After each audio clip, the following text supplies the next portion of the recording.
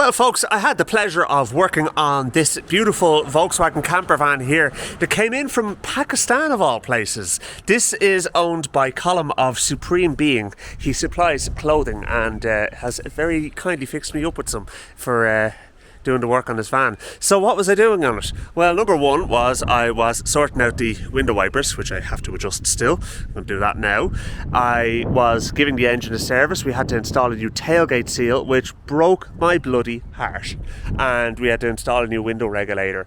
But it is a lovely piece of machinery, I have to say, and one that I was quite happy to be working on today for a change, even if the weather's a little bit sketchy. It wasn't when we started out, but I think Colm had become a little bit disillusioned over the last while with various people who had done work on it and hadn't done things right, and there was a lot of bodgery that went on over the course of the few years that he's had it, and basically I just said, look, come on up, we'll see what we can put right.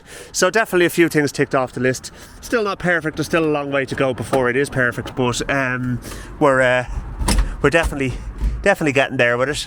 And what I'm kind of saying to him at this stage is to just get in, use it, drive it, enjoy it, and kind of do up a list of other stuff that needs to be put right in the meantime. I stopped short of doing a kind of a full video on what I was doing because sort of making it up as I went along, and just getting the Type 4 engine serviced in it and little fiddly things like the wipers and stuff like that as well. We actually had to change the wiper spindles, so that's all done and dusted anyway, but quite happy with that, how that worked out in the end. But things like putting in a tailgate seal as well, not the most interesting thing in the world to be watching, but done nonetheless. And as I said, the passenger side window regulator is all done as well, and so another happy customer. So check out Supreme Being as well. I'm going to stick a link in the description below.